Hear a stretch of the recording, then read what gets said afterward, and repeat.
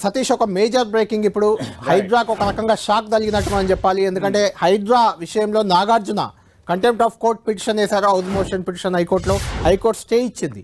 Stay ఇచ్చింది అంటే నాగార్జున వేసిన పిటిషన్తో కొంత ఏకీభవించినట్లుగా భావించాల్సి వస్తుంది. ఇంకా అన్నిటికంటే ముఖ్య పాయింట్ ఇప్పుడు అప్డేట్ ఏంటంటే ఎన్కన్వెన్షన్ విషయంలో గతంలో ఇచ్చిన స్టేపై సుప్రీంకోర్టు నుంచి కూడా ఒక స్టే ఉన్నట్టు తెలుస్తుంది. అధికారులు ఆ స్టేలను పరిశీలించారా, పరిశీలించకుండానే దూకుడుగా వెళ్ళారా, ఇప్పుడు ఏం జరగబోతుంది అనేది ఖచ్చితంగా ఇంట్రెస్టింగ్ ఫ్యాక్ట్. ఇది నాగార్జునకు ఊరటగా చెప్పొచ్చు. అయితే ఇన్కన్వెన్షన్ నిలమట్టం అయినప్పటికీ అది ఆక్రమణ కాదు, తాను కబ్జా చేయలేదు అని చెప్పుకునే ప్రయత్నం నాగార్జున చేస్తున్నారు. ఇది కోర్టు ధిక్కరణ అని కూడా ఆయన అన్నారు కాబట్టి స్టే ఇచ్చారు. ఇప్పుడు రంగనాథ్ ఖచ్చితంగా హైడ్రా కమిషనర్ కోర్టుకు వెళ్ళి సంజాయిషి ఇచ్చుకోవాల్సిన పరిస్థితులు అయితే మనకు అందుతున్న సమాచారం ప్రకారం తదుపరి చర్యలు ఉపక్రమించడానికి కూడా ఛాన్స్ ఉండదు.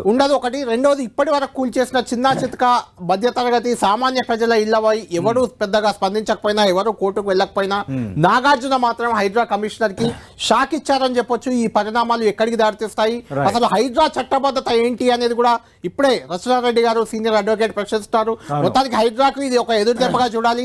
ఇదే అంశంపై బీజేపీ కార్యాలయంలో న్యాయవాది కూడా మెదక్ ఎంపీ న్యాయవాది రఘునందన్ మీడియాతో మాట్లాడుతున్నారు. ఒకసారి చూద్దాం ఆయన ఏం మాట్లాడుతున్నారు. తప్పు మాట్లాడిన మీద కేసు పెట్టు, జైల్లో పడేసాయి. మీ అసమర్థత, మీ అలసత్వం, మీ చేతకాంతరం తీసుకొని బీఆర్ఎస్ వాళ్ళు మీ మీద అట్లా అరుస్తున్నారు. అంతకు మించి ఏం లేదు. High court notifies buffer zones for 2525 lakes in HMDA. 2500 ఇది ఉండని సునీల్ ఇది ఈ 2525 చెరువులని కాపాడదామో. మునగాడైనా వరదలు వచ్చినాయన్న కేరళలో పార్లమెంట్ నడిచేటప్పుడు అందరు లేచి మస్తు కొట్టుకున్నారు, అబ్బా ఇట్లా అయింది అట్లా అయింది అని. ఎందుకైంది? Just because of the ecological imbalance. చెరువు లేదు, గుట్ట లేదు, పుట్ట లేదు, రోడ్డు లేదు, ఏడవడితే ఆడ విధ్వంసం చేసేసి ఇల్లు కట్టిర్రు. పోవలసిన నీళ్ళ కట్టడానికి బిల్డింగ్ కట్టిర్రు. వాన ఎక్కువైంది, వరద వచ్చింది. వరద ఉత్తవ రాలే, ఇక పోతూ పోతూ ఇల్లుని కూడా తీసుకుపోయింది కదా. సో ప్రకృతిని విధ్వంసం చేస్తుంది మనం.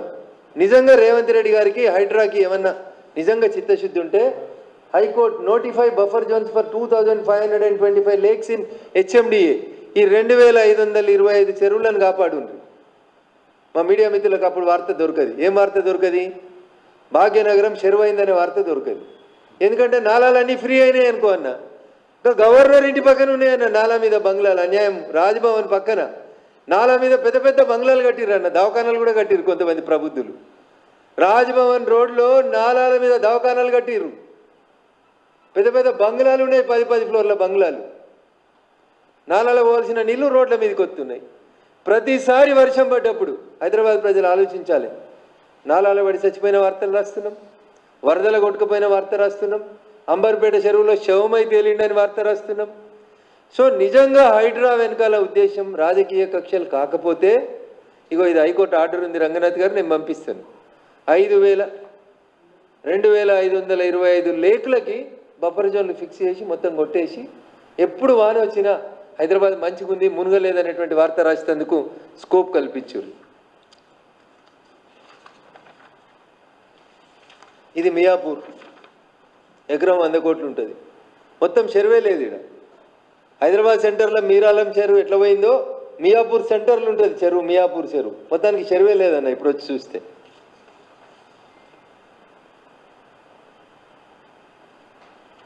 జస్టిస్ ఈవి వేణుగోపాల్ గారు ఈనాడులో ఒక వార్త వస్తే దీని మీద స్పందించి రాష్ట్ర ప్రభుత్వానికి ఒక ఉత్తరం రాస్తారు.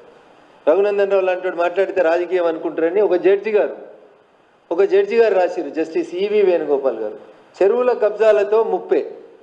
నేను ఇలా ఒక వాయనాడు గురించే మాట్లాడదలుచుకోలేదు. వాయనాడులో ప్రకృతిని మీరు విధ్వంసం చేసి ప్రకృతికి నేచురల్ స్ట్రీమ్స్కి అడ్డంగా ఇల్లు కడితే వాయనాడులో అంతమంది మన కళ్ళ ముంగట కొట్టుకుపోయిన అన్ని ఇల్లు పోయినాయి. Uttarakhand, what we faced in Uttarakhand 3 years back, దైవ దర్శనానికి పోయిన వాళ్ళు అనేక మంది పోయినరు. మరేంది దానివల్ల? అందుకనే చెరువే కదా